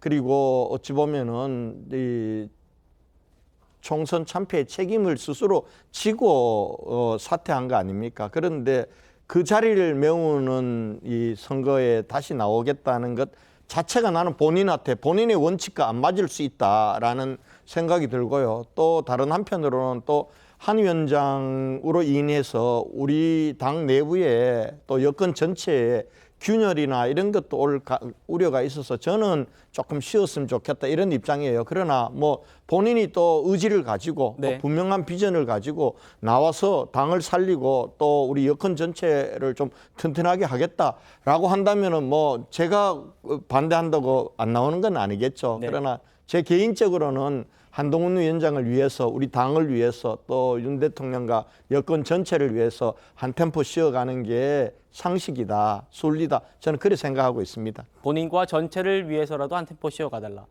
알겠습니다. 한동훈 전 위원장의 결단이 곧 있어야 할 것 같습니다. 선택의 시간이 곧 다가옵니다. 여기까지 하고 저희는 다음 주로 넘어가도록 하겠습니다.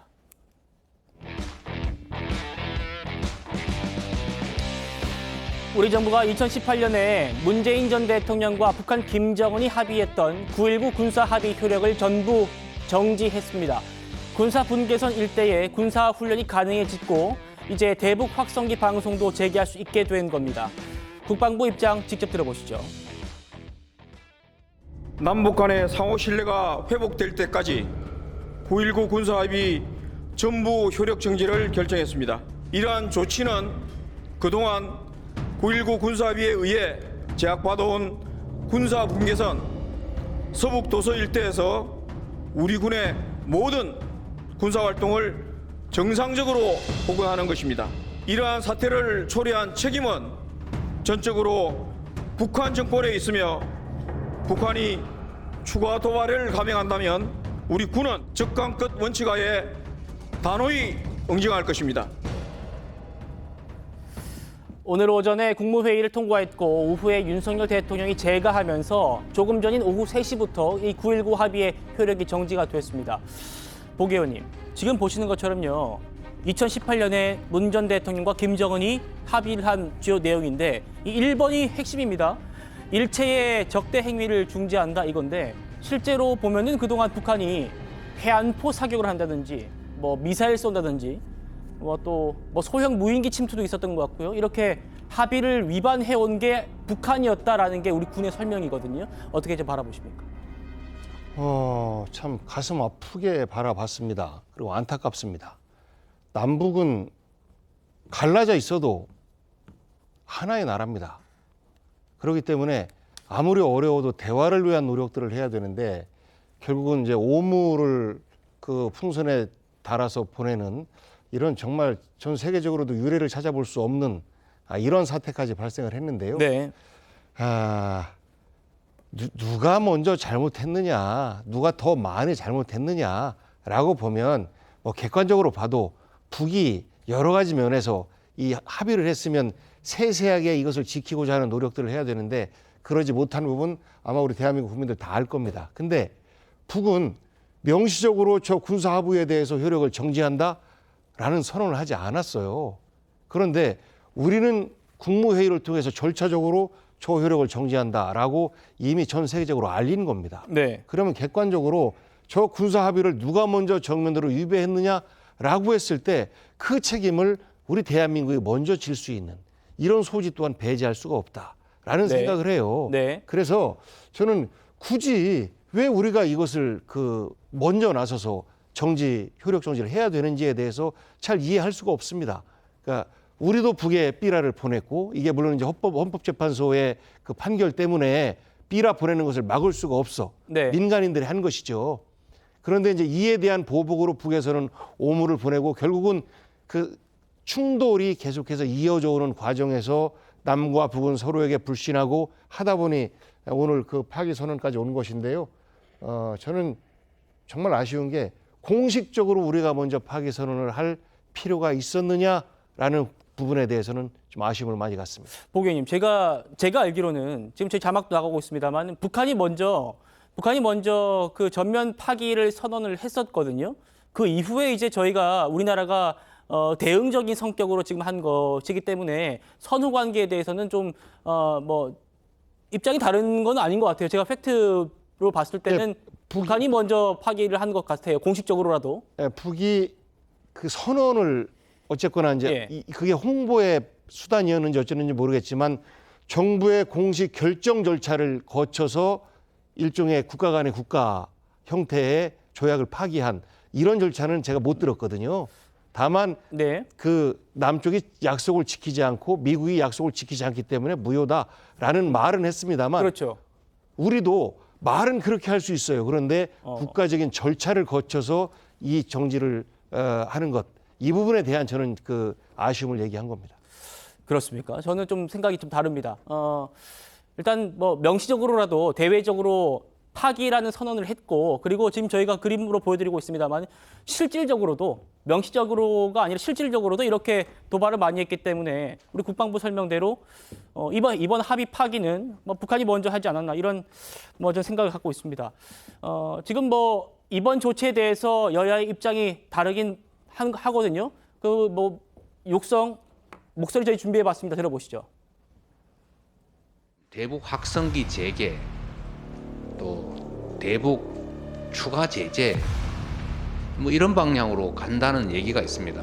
왜 그렇게 긴장을 격화시킵니까? 방치할 뿐만 아니라 오히려 일면 권장하는 듯한 정부 태도 때문에 불필요하게 북한을 자극하고 그로 인해서 북한이 대응 조치할 것은 이미 예상된 바 아닙니까? 조선중앙통신 서울 지국장 같아 보입니다. 오명투척으로 우리 국민들이 피해를 받는데 도발한 북한의 입장에서 발언을 하고 있는 것 같습니다. 지난해 북한의 파기 선언으로 이미 무력화된 군사 합의 효력 정지가 어떤 실익이 있는지도 의문이고 휴전선 인근에서 고사포 탄이 날아다니던 시절로 되돌아가자는 말입니까? 도대체 어느 나라의 정당인지 알 수가 없습니다. 야당의 논리대로라면 북한이 무슨 도발을 해도 조용히 받아들이고 가만히 있으라는 이야기입니다. 정 변호사님, 네네. 민주당은 복 의원님 말씀도 비슷한 맥락입니다만 윤석열 정권이 지금 처한 위기를 모면하라는 것뿐이다라고 좀 깎아내리고 있습니다만 국민의힘은 그러면 북한이 도발을 해도 가만히 있으라는 거냐 이렇게 반문하고 있어요. 어떻게 바라보고 계십니까? 일단 제가 집을 팔았어요. 그런데 매수인이 잔금은커녕 계약금도 지급하지 않았단 말이에요.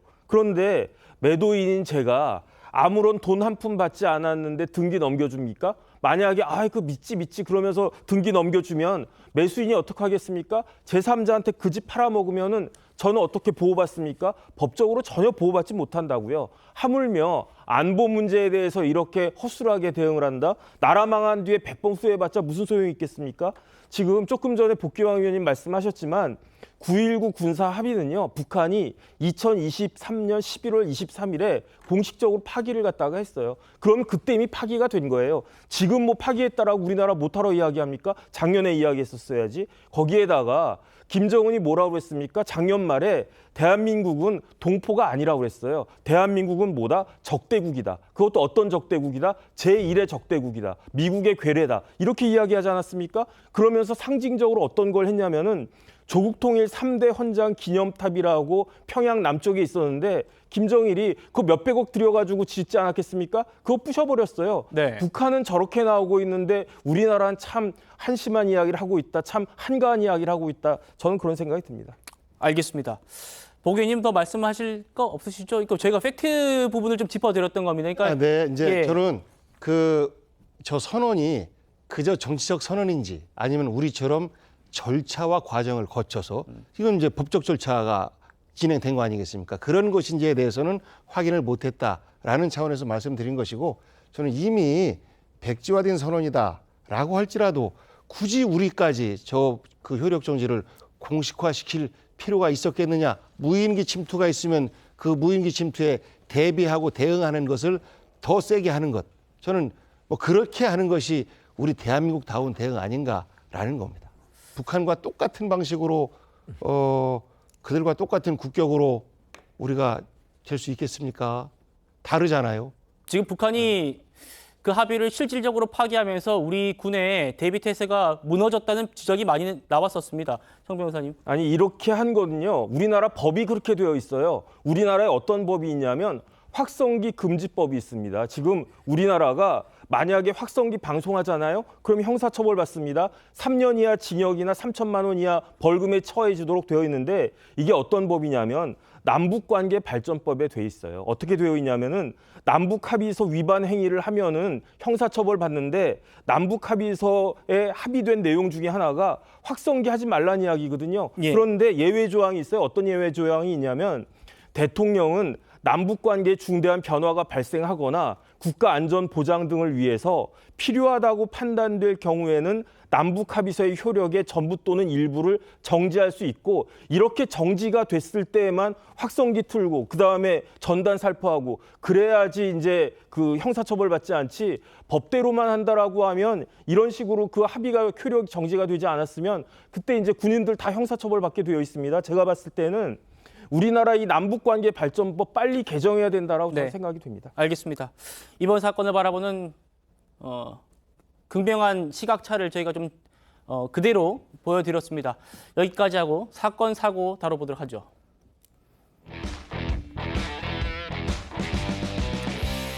네, 가수 김호중 씨의 그 음주뺑소니 사건의 여파가 채 가라앉기도 전에 배우 박상민 씨의 음주운전 적발 소식이 또 전해졌습니다. 이분은 이번이 벌써 세 번째 음주운전이라고 하네요. 영상부터 보시죠. 꿈이 하나하나씩 이루어지고 있는 것 같아서 너무 행복하고 함께 해주셨기 때문에 그 꿈이 이루어지지 않았나라는 생각이 듭니다. 이제는 뭐 제가 여러분들 옆을 지켜드려야 될 시간이 아닌가 싶네요. 사랑합니다.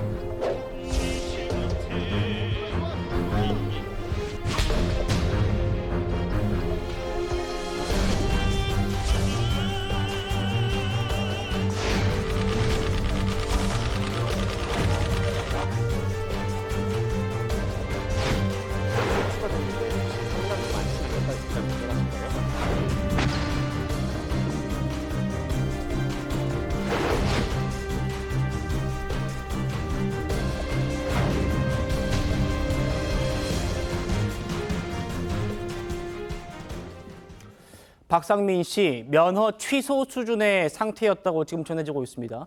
안 기자님.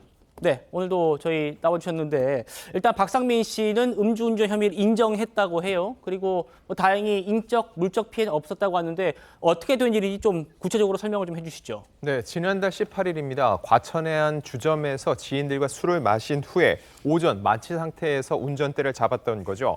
그리고 이 박 씨가 자신의 차량을 몰고 오전 8시쯤에 잠들어 있는 걸 목격자가 보고 신고를 했고 출동한 경찰이 확인을 해보니 면허 취소 수준의 음주 상태인 것으로 확인이 됐습니다. 자, 이에 따라서 지난달 30일 이미 음주운전 혐의로 수원지검 안양지청에 불구속 송치가 된 상태고요.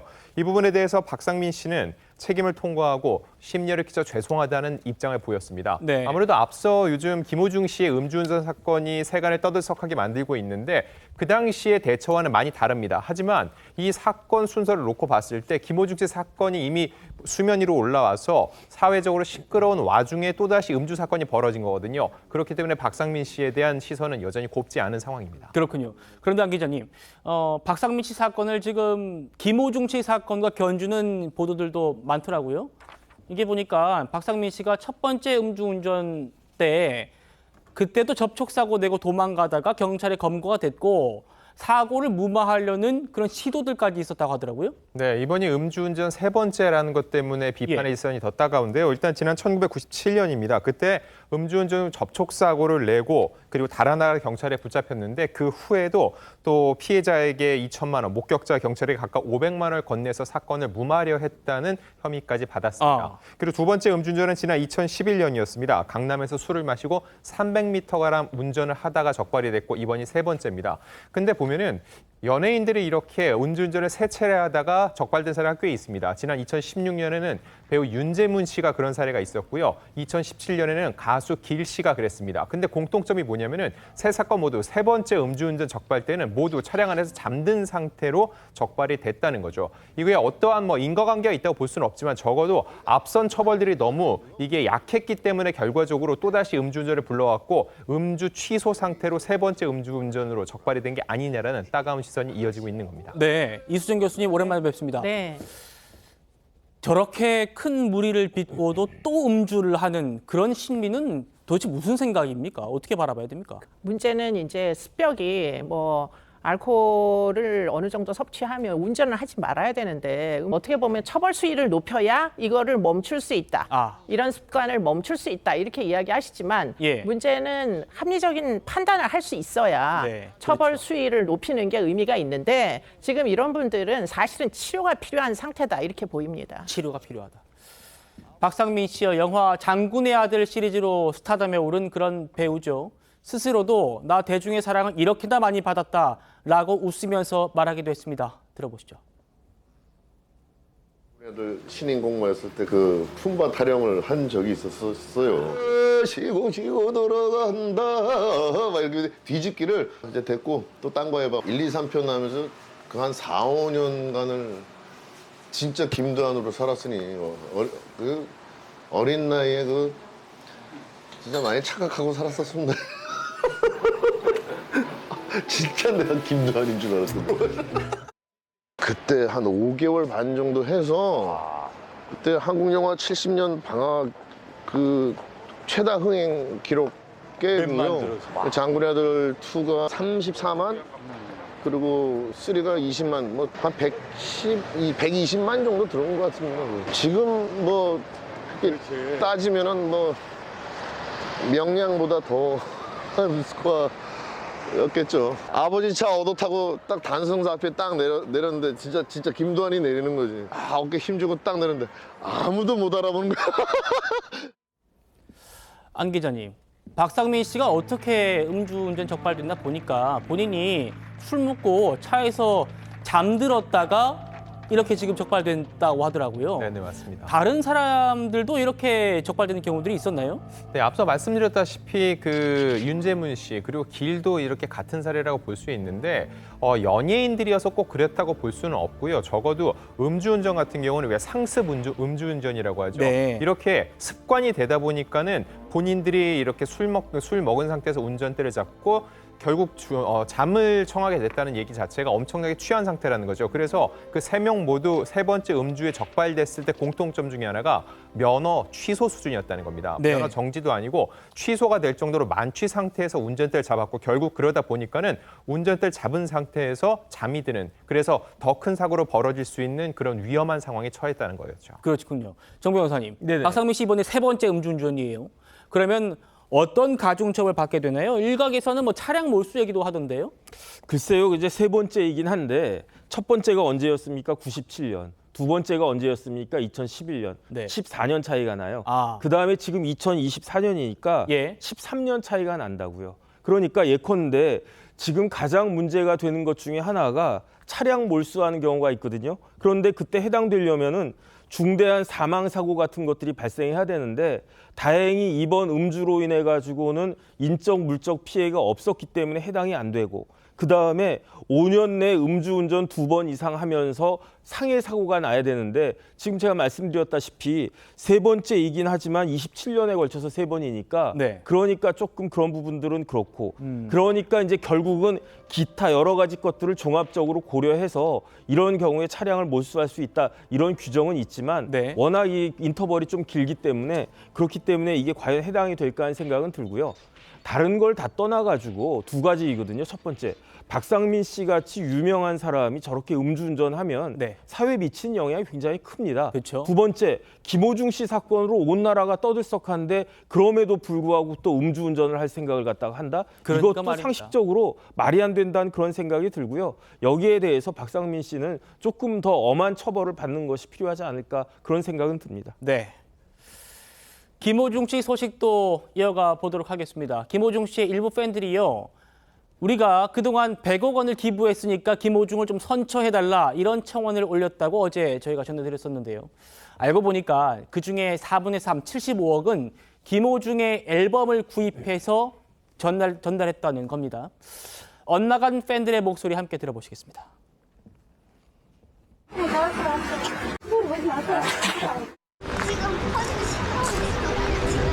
제가 팬이에요.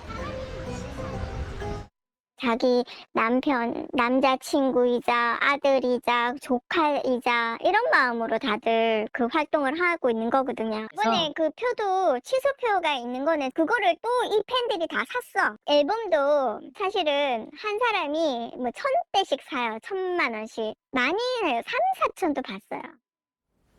안 기자님, 그러니까 100억을 기부했다더니 75억은 앨범을 구입해가지고 한 600곳 정도에 전달했다, 이거를 또 기부라고 했다는 겁니다. 네, 이걸 좀 분명히 할 필요가 있는데 김호중 씨의 누적 기부액이 100억이 아니라 김호중 씨의 팬들이 이만큼 기부를 했고 네. 그렇게 한 이유는 김호중 씨에게 선한 영향력을 전파받았기 때문이다. 그러니 김호중 씨를 선처해 줄 필요가 있다는 논리입니다. 그런데 이 90억 원이 넘는 이 기부액 중에서 말씀하신 대로 약 75억 원어치가 김호중 씨의 2집 앨범, 이 파노라마 구입 액수라는 거죠. 장당 한 15,000원 정도 잡았을 때 52만 장 정도를 구매를 했고 이거를 600여 곳의 기부처에다가 전달을 했다는 겁니다. 근데 여기서 생각을 해볼 게 이 김호중 씨의 앨범, 게다가 몇몇 앨범 같은 경우는 너무 많이 사서 요즘 음원으로 노래를 듣지 CD로 노래를 듣는 사람 많지 않습니다. 그렇게 놓고 봤을 때 어떠한 기부처에 이걸 전달을 했을 때 과연 이게 실질적인 도움이 될 수 있을지를 놓고 보면은 사실 그렇지 않다는 의견이 적지 않습니다. 그러다 보니까는 익명을 요구한 복지센터 같은 경우는 팬들이 앨범을 왕창 기부를 하는데 정작 이게 거동이 불편한 어르신이나 장애인들에게 별다른 도움이 되지 않고 오히려 쓰레기를 기부를 했다는 반응까지 나오고 있다는 쓴소리를 내고 있습니다. 그렇군요. 이수정 교수님, 네. 이런 팬들의 심리는 또 어떻게 좀 분석할 수 있습니까? 글쎄 뭐 아까도 잠깐 어느 분이 얘기하셨지만 네. 남이 아니고 네. 마치 가족 같은 이런 이제 어떤 친밀감 이런 것들로 위안을 받으시는 그런 네. 것 같은데요. 이게 사실은 이제 물품을 떠맡기기 이상도 이하도 아닌 것이 아닌가, 이런 좀 안타까움이 있습니다. 팬들은 사실은 쉬운 돈이 아닐 거예요. 그런데 그거를 1,000만 원씩이나 이렇게 떠다 맡겨가지고 앨범 순위는 올라가 올라가겠지만 결과적으로 기획사나 또는 판매처는 수익이 나겠지만 문제는 팬들에게는 지속적으로 이제 손해가 발생하면서 기부라는 명목하에 그게 결국은 뿌리기 정도로 사실은 기부를 받는 사람이 전혀 달가워하지 않는 이런 일이 벌어졌다는 건데 네. 좀 지양을 해야 되지 않을까 싶습니다. 이제는. 알겠습니다. 정영진 변호사님. 네네. 김호중 씨가 지금 서울구치소에서 어떻게 지내고 있는지 동향이 좀 전해지고 있는데 정준영, 조주빈과 같은 건물에 독방에서 지내고 있대요. 그러니까 흉악범은 아닌데 왜 그들과 있는 곳에서 같은 곳에서 독방 생활하는 건지 궁금하거든요. 글쎄 제가 지난번에도 말씀드렸지만 형집행법상의 원칙은 독방이에요. 혼자서 수용되는 것이 원칙인데 그런데 이제 우리나라 수용시설의 현실이 그렇지 못하니까 여러 사람이 같이 있는 거겠죠. 이거는 김호중 씨를 독방에 수용할 것인지 아니면 여러 명과 같이 수용할 것인지는 그 교정 당국의 그 재량에 달려 있다라고 생각이 되는데 아무래도 김호중 씨는 유명한 스타니까 그러니까 혼자 두는 것이 낫겠다라고 생각을 한 것 같고요. 네. 만약에 그러다가 또 그 구치소 내에서 이런저런 불미스러운 일이 생기면 그 교정 당국 입장에서도 별로 좋지 않을 것 같다라고 판단한 것이 아닌가 그렇게 추측이 됩니다. 알겠습니다. 박상민 씨, 김호중 씨 얘기 전해드렸고요. 이번에는 정말 충격적인 그런 사건입니다. 제가 좀 다뤄보도록 하죠. 2004년에 있었던 그 밀양 여중생 집단 성폭행 사건의 가해자들의 근황이 알려져가지고 지금 충격을 주고 있는데요. 그때 폭행 사건을 주도했던 가해자가 청도에서 본인의 친척이 운영하는 식당에서 일을 했는데 방금 보신 것처럼 백종원 씨가 보이죠? 이 백종원 씨가 그때 이 사람이 일하고 있던 식당을 찾아가지고 그 모습을 유튜브에 올리면서 화제가 다시 회자가 되고 있는 겁니다. 이수정 교수님, 이 2004년 밀양 성폭행 사건 어떤 사건이었고 지금 왜 소환이 된 겁니까? 이게 이제 유튜브에서 백종원 씨가 여기 되게 맛있는 집이에요 하고 소개하는 영상에 이 돼지국밥집이었던 것 같은데 누군가 이렇게 V 표시를 하면서 옆에 서 있는 사진이 올라왔어요. 네. 근데 문제는 그 사람을 아는 사람이 있었던 겁니다. 이 사람이 어디서 출연했느냐? 2004년도 이제 여중생 밀양 집단 성폭행 사건 영화로도 만들어졌어요. 도가니라는 영화가 그 이제 뭐 그 사건을 토대로 해서 만들어진 영화인데요. 그래서 우리에게 굉장히 많이 알려진 사건인데 문제는 여중생을 온라인으로 채팅을 해가지고 그루밍해서 이제 불러낸 다음에 밀양에서 뭐 자그마치 처벌받은 사람 44명인데 사실은 수사를 받은 사람 100명이 넘습니다. 이 사람들이 결국은 이 뭐 여중생을 폭행도 하고 가혹행위도 하고 뭐 갖은 나쁜 짓을 다 해가지고 성폭행을 일삼았다 하는 게 이 사건의 내용이고요. 문제는 여기서 이제 44명이 결국은 고등학생들이 처벌을 받았는데 문제는 당시에는 친고죄가 뭐 없어지지 않던 시절이니까 그중에 14명이 돈을 주고 합의를 해가지고 사건이 전부 이제 14명을 처분을 하나도 안 받고 나머지는 전부 보호처분, 소년 보호처분을 받았다. 이게 이제 결국 사람들의 지금 분노를 일으키는 겁니다. 처분도 결국은 제대로 받지도 않은 채로 저렇게 행복하게 살다니 지금 저 이제 V자 표시하는 사람도 주범이었고 또 다른 이제 공범은 무슨 아주 비싼 외제차 그 영업 사원이라고 그래서 지금 아주 잘 살고 있다. 그게 지금 보고입니다. 그러니까요. 이수정 교수님께서 이 밀양 그 성폭행 사건이 영화화된 게 도가니라고 좀 말씀 주셨는데 잘못 말씀 주신 것 같아요. 저희가 알기로는 한공주라는 영화고 드라마 시그널이죠. 정정하도록 하겠습니다. 죄송합니다. 예, 아닙니다. 저기 교수님, 지금 이 다른 가해자가 개명한 뒤에 외제차 세대 몰면서 호화 즐기고 생활 즐기고 있었는데 이 식당은 지금 논란이 되면서 철거 위기까지 맞았다고 하더라고요. 네, 일단은 문을 닫은 상태고요. 저 이제 직원은 그 주인의 조카뻘이라고 지금 알려지고 있습니다. 그러다 보니까 뭐 비난이 쇄도하고 그래서 일단은 일시 영업 정지를 한 것으로 보입니다. 그렇군요. 자, 사건이 다시 이렇게 회자되면서 과거에 가해자 부모가 적반하장식으로 인터뷰를 했던 게 재조명돼가지고 지금 공분을 일으키고 있습니다. 이렇게 얘기를 했었습니다. 왜 피해자 가족한테 미안한 마음이 들어야 하느냐? 심지어 여자아이가 꼬리치는데 라는 식의 2차 가해까지 했었습니다. 이수정 교수님. 글쎄 그 당시에는 사실은 성폭력 피해자들이 겪는 2차 피해는 사실은 사회적인 이슈가 되지 못하던 시절이었어요. 그런데 이제 이 사건으로 인해 가지고 이 피해자가 얼마나 고통을 받는지가 차후에 몇 년 후에 이제 언급이 많이 되면서 결국은 이 어린 여중생 피해자 그때 만 14세였습니다. 이 여학생의 문제 뭐 첫 번째 가해 성폭행 가해부터 2차 피해까지 그런 것들이 논란이 되면서 결국 탄생한 게 우리나라의 해바라기 센터예요. 예. 그런데 이제 그 당시에는 해바라기 센터나 아동 성폭력을 제대로 보호해주지 못하던 시절이다 보니까 2차 가해가 이만저만이 아니었는데 이 중에 또 2차 가해를 한 경찰이 있었습니다.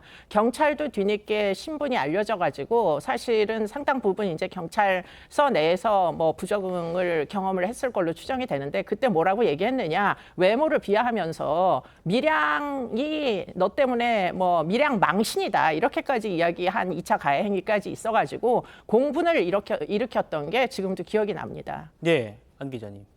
네, 이 부분에서 또 하나 생각해 보여야 될 게 사적 응징 부분입니다. 예. 왜냐면 앞서서 조두순이 출소할 때도 한 유튜버가 내가 가서 직접 폭행을 하겠다, 때리겠다고 해서 굉장히 화제가 되고 또 논란이 된 적이 있었는데 여기서 이렇게 임의로 누군가의 신상을 공개하는 게 과연 온당한 행위냐 이거에 대한 얘기가 많이 나오고 있습니다. 하지만 결과적으로 그거 자체에 대한 것보다는 공권력이 제대로 이런 일에 대해서 처벌을 하거나 또 응징을 하지 못했기 때문에 결국 사적 응징에 대해서 대중들이 응원할 수밖에 없는 분위기가 형성되는 거 아니냐 하고요. 중요한 거는 당시 가해자들이 한 명도 형사처벌을 받지 않았다는 거죠. 그래서 관련 댓글을 보면 촉법 소년에 대한 얘기가 계속 나옵니다. 네. 그렇게 어린 친구들한테 과연 죄를 묻는 게 옳은 일이냐고 하는데 중요한 건 피해를 입은 학생은 더 어린 학생이었다는 거죠. 누군가의 인권을 해서 또 다른 누군가의 인권이 짓밟히는 행위가 계속된다면 결국 이런 사적 응징 행위 역시 계속될 수밖에 없을 것 같습니다. 김영주 의원님, 네. 어떻게 보십니까? 지금 이 2004년 밀양 성폭행 사건의 가해자들이 외제차를 3대씩이나 끌면서 잘 살고 있다는 논란이 제기되면서 이 이후에 많은 논란이 있었습니다. 해고되기도 했다고 하는데 말씀하신 대로 이게 지금 한참 지난 일인데도 이렇게 가해자를 신상 공개해가지고 이렇게 하느냐라는 시각도 있는 것 같습니다만 네. 어떻게 좀 바라보시나요? 글쎄요, 이제 지금 그분이 그 당시는 14세지만 지금은 34세인데 아마 마음속으로 그런 사건에 대한 트라우마가 극복이 됐을까요? 극복이 되지 않고 다시 한번 소름 끼치듯이 리바이벌 됐을 거라고 생각하고요. 그 내용은 사실은 지역사회 토착 비리 이런 것들이 사실은 공권력과 함께 함으로써 이게 면죄부를 주어지고 그런 것들이 되풀이 되니까 가해자 스스로가 반성하지 않고 오히려 마치 니 때문에 내가 더 피해봤다. 이런 식의 얘기가 아직도 흥행한다는 거죠. 그러니까 그야말로 21세기 2024년의 대한민국이 과연 제대로 대한 어떤 정의로운 사회냐 군법 사회냐 운전면허도 마찬가지입니다. 네. 사실 우리가 여러 가지 음주운전이 되풀이 되는 것은 결과적으로 실형받지 않은 음주운전자가 너무 아직도 많아요. 지역사회 속에서는. 예. 그래서 실수할 수 있지. 이런 식의 온정주의가 아직도 판치고 있다는 것은 다시 한번 되새겨볼 만한 부분이라고 생각합니다. 알겠습니다. 경찰 속보가 있어서 저희가 좀 전해드리도록 하겠습니다. 최근 강남 모녀 살해 사건 아실 겁니다. 이 피의자의 신상을 경찰이 공개하기로 결정했습니다. 이름은 박학선이고요. 나이는 65세입니다. 65세 박학선이 강남 모녀 살해 사건의 피의자다라고 경찰이 신상을 공개했습니다. 중대범죄 신상공개법 시행 이후에 처음으로 이렇게 머그샷을 공개했습니다. 머그샷을 공개한 이유는 이 피의자가 준 그런 사진이 지금 실제 모습과는 다르다라는 비판이 제기가 되면서 중대범죄 신상공개법 시행 이후에 처음으로 현재의 박학선의 모습을 이렇게 경찰이 공개를 한 겁니다. 심의위는 범행의 잔인성과 피해 중대성이 인정되기 때문에 65세 박학선의 신상을 공개하기로 했다고 결정했습니다. 그리고요. 경찰은 피의자가 사용한 걸로 추정되는 흉기를 4일 만에 발견했다고 합니다. 이런 소식도 지금 전해지고 있습니다. 정 변호사님. 네네. 지금 이게 보시는 머그샷이에요. 네네. 그동안은 피의자 신상 공개가 되더라도 실제 모습과 다르다는 비판이 있었는데 지금은 이게 실제 지금 모습이라는 겁니다. 당연히 저렇게 돼야죠. 그다음에 우리나라 법에 어떻게 되어 있냐면은 범행 수단이 잔인하고 피해가 중대한 경우, 그다음에 그 피의자가 죄를 범하였다라고 인정할 만한 충분한 증거가 있는 경우, 그다음에 국민의 알 권리 보장 등 공공의 이익을 위한 경우, 이런 경우에 저렇게 피의자의 신상 정보가 공개될 수 있도록 되어 있는데, 저는 개인적으로는요, 이러한 그 요건이 너무 엄격하다고 생각을 해요. 네. 왜 우리나라는 이렇게 자꾸만 피의자들, 범죄자들을 더 옹호하고 보호하는 쪽으로 법이 자꾸 이렇게 가고 있는지, 거기에 대해서는 전 좀 이해가 되지가 않고요. 진짜로 보호받아야 될 사람들은 범죄 피해자 아니겠습니까? 저런 식으로 피의자들이 보호받으니까 이렇게 흉악한 범죄가 더 자행되는 그런 측면이 있는 것이 아닌가, 저는 개인적으로 그런 유감스러운 마음도 있습니다. 알겠습니다. 오늘 소식 여기까지 다뤄보고요. 저는 1분 뒤에 돌아오도록 하겠습니다. 네, 저희는 내일도 오후 5시 10분에 찾아뵙겠습니다. 여러분 고맙습니다.